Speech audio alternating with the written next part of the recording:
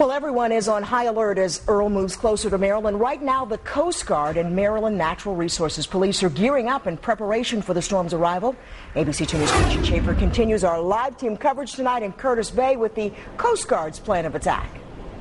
That's right, Kelly. They want people who own boats around the area, and there are thousands of them, to stay informed. Keep an eye on Hurricane Earl as it approaches to see what it might do.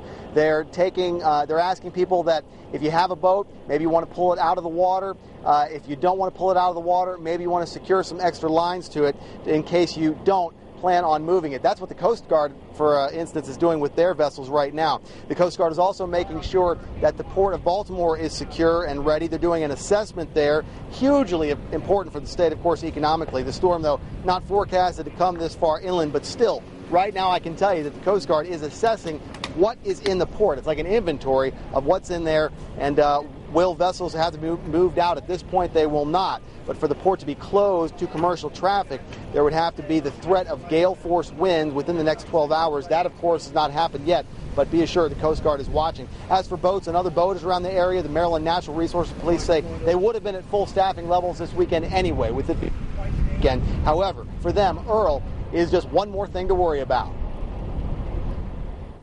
We prepare for the worst. All of our vessels are made ready. Our personnel check their equipment. Duty assignments are assigned. And then we proceed with our best available information we have at the time.